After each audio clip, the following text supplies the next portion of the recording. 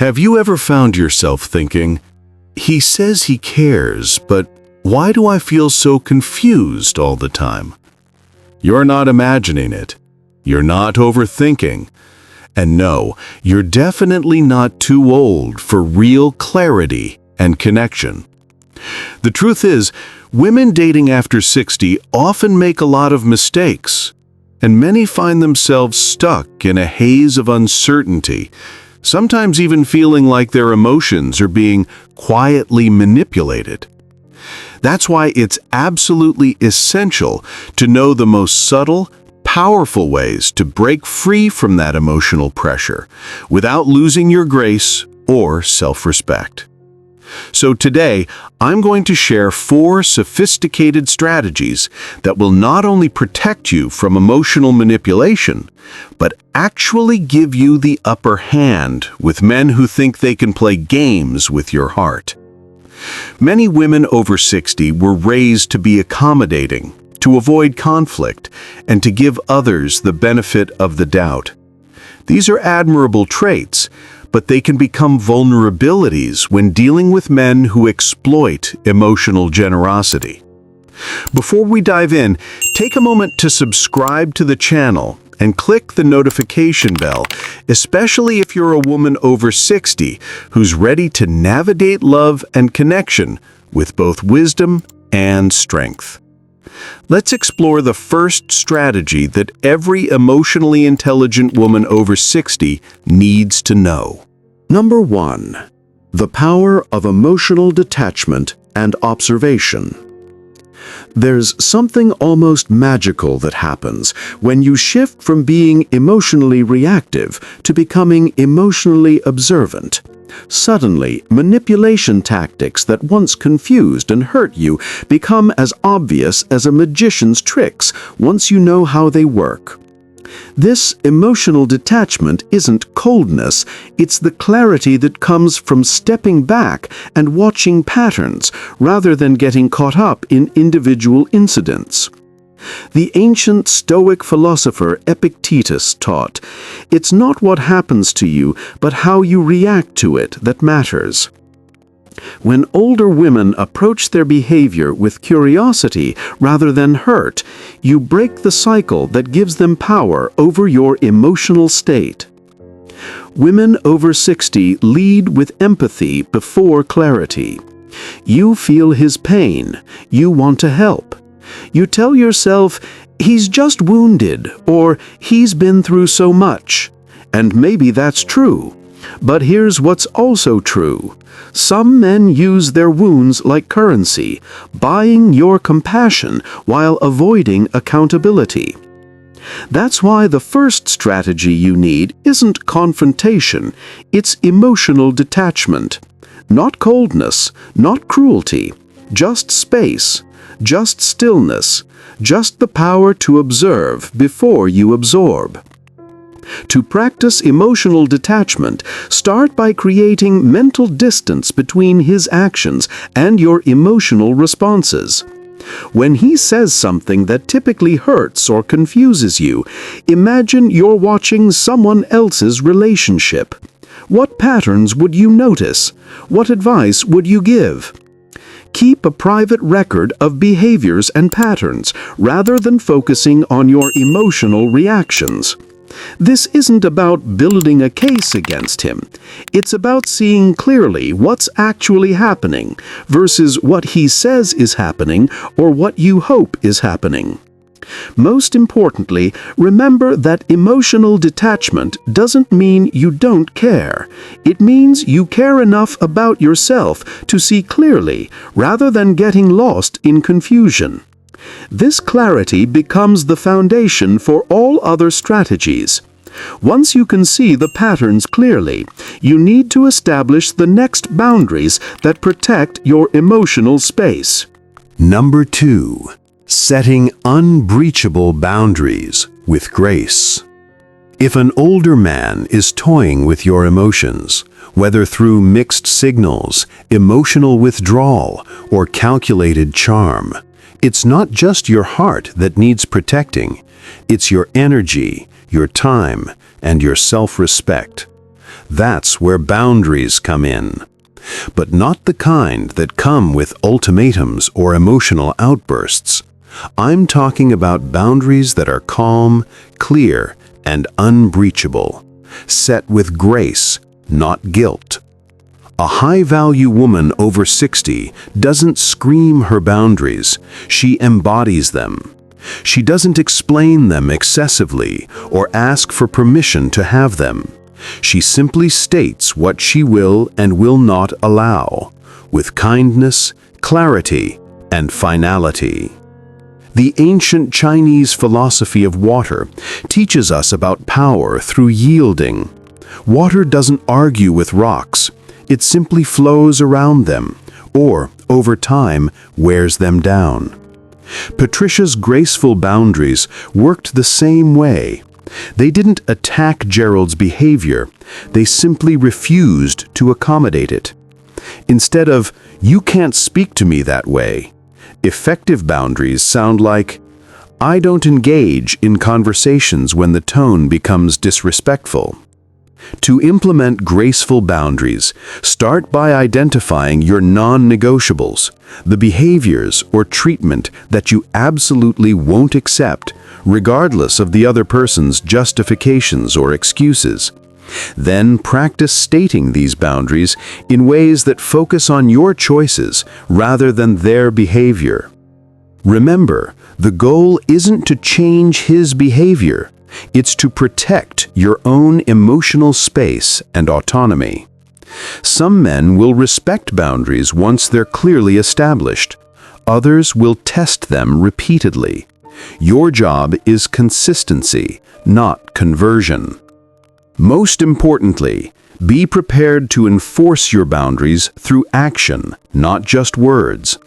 If someone repeatedly violates boundaries you've clearly communicated, your response needs to include consequences that protect your well-being, whether that's leaving situations, limiting contact, or ending the relationship entirely. Have you ever set a boundary that completely changed the tone of a relationship, either by protecting your peace or revealing who someone truly was? I'd love to hear how you handled it. Share your story in the comments below. You never know who might find strength in your example. This foundation of clear boundaries creates the perfect setup for a more advanced strategy, one that turns manipulative tactics back on themselves. Number 3. Using his own tactics against him. This isn't about becoming manipulative yourself. It's about speaking the language that manipulative people understand while maintaining your integrity and ultimate goals. My friend Catherine, a 62-year-old former executive whose experience completely changed how she dealt with difficult men. She had been seeing Thomas, a 65-year-old divorced attorney known for classic hot and cold behavior, intense attention followed by sudden distance, keeping her in a constant state of emotional confusion. Thomas would vanish for days, then return with grand gestures and excuses about being overwhelmed by his feelings. When Catherine showed hurt, he'd label her needy or twisted to make himself the victim. Her breakthrough came when she realized she could mirror his emotional tactics, but with intention, not reaction. When he withdrew, she became busy and unavailable.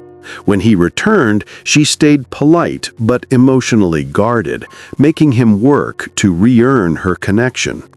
Her most effective tool was what she called strategic vulnerability, sharing emotion or personal stories only when it served her, not as reflexive responses. She realized Thomas was hooked on her emotional reactions, and by controlling them, she could subtly shift the dynamic. Like the strategist Miyamoto Musashi, who taught that mastering your opponent means staying steps ahead, Catherine studied Thomas's patterns so well she could anticipate his moves and disarm his manipulation without ever raising her voice. If he was unconsciously falling into manipulative patterns, her responses helped him become aware of and change those patterns. If he was deliberately trying to control her emotions, her strategic responses made those attempts ineffective and ultimately unrewarding for him. To implement this strategy, start by identifying the specific tactics that are being used against you. Is it withdrawal and return, criticism followed by love bombing, creating jealousy, making you question your own perceptions? Once you can name the pattern, you can develop strategic responses that break the cycle. The key is maintaining your own emotional equilibrium throughout this process. You're not trying to hurt or punish the other person. You're simply refusing to participate in dynamics that are harmful to you, while potentially helping them develop healthier relationship patterns. Remember, this strategy works because it addresses the psychological needs that drive manipulative behavior, while redirecting those needs toward more positive interactions. It's sophisticated emotional aikido, using the other person's energy and momentum to create better outcomes for both of you. But sometimes, even the most sophisticated strategies aren't enough, and that brings us to the ultimate power move that every woman over 60 must be prepared to make. Number 4. The ultimate power move: walking away with dignity. There comes a point when the smartest move isn't saying the perfect thing or playing a better version of his game. It's choosing to walk away without drama, without pleading, and without looking back. When a man repeatedly disrespects your boundaries, plays with your emotions, or thrives on your reactions, the most powerful message you can send isn't anger, it's absence. Walking away with dignity doesn't mean you didn't care. It means you care more about your peace, your self-worth, and your future than trying to fix something that keeps breaking you. A high-value woman over 60 knows this. Leaving doesn't make you weak. Needing constant proof of your work does. The ancient Roman philosopher Marcus Aurelius wrote, "You have power over your mind, not outside events." Research in addiction psychology shows that enabling behavior often prevents the natural consequences that might motivate genuine change. Walking away with dignity requires what I call self-loving detachment, meaning caring about your own well-being more than you care about fixing, changing, or maintaining a relationship that consistently diminishes you. It means trusting that you deserve relationships that enhance rather than complicate your life. To implement this ultimate strategy, start by honestly assessing whether your relationship is requiring more energy management than it's providing joy and genuine connection. If you're spending significant mental and emotional resources protecting yourself from someone's behavior rather than enjoying their companionship, that's a clear signal. Prepare for the conversation by getting clear about your decision before you have it. This isn't a negotiation or an invitation for promises of change. It's an announcement of a boundary you've already decided to maintain. Have you ever had to walk away from someone you still had feelings for just to protect your peace? Share your experience in the comments. You never know who needs permission to do the same gracefully. Most importantly, don't allow guilt, loneliness, or fear of starting over to keep you in situations that require you to be less than your authentic self. At our stage of life, every day spent in relationships that diminish us is a day we can't spend in relationships that celebrate us. As we reach the end of our journey together today, I want you to understand something profound. The 4 strategies I've shared, emotional detachment and observation, setting unbreachable boundaries with grace, using sophisticated psychological understanding strategically, and walking away with dignity when necessary, aren't just tools for dealing with difficult men. They're skills for reclaiming your full power as a mature woman who refuses to be diminished by anyone's emotional games or manipulative behavior. Each strategy builds on the others, creating a comprehensive approach that protects your emotional well-being while potentially helping others develop healthier relationship patterns. Most importantly, they all stem from the same fundamental principle. You are worthy of relationships that celebrate rather than complicate your life. If you recognized yourself in any of these scenarios, if you felt relief at having words for experiences you couldn't quite articulate, then you understand why emotional intelligence becomes even more crucial as we age. We didn't survive decades of life experience to spend our golden years managing someone else's emotional immaturity or manipulative behavior. Each woman discovered the same fundamental truth.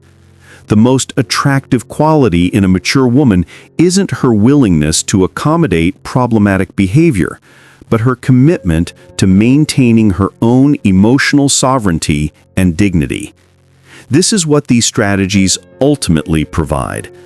Not just protection from manipulation, but the inner peace that comes from knowing you can handle whatever emotional challenges come your way. If this message spoke to something deep inside you, if it gave language to what you've been feeling or strength for what you know you need to do, then don't keep it to yourself. Like this video, share it with another woman who needs to hear this, and subscribe to the channel for more insights on emotional power, late life love, and the kind of wisdom that only comes with experience. And don't forget to click the notification bell so you never miss a new video that reminds you of just how powerful, perceptive, and worthy you truly are.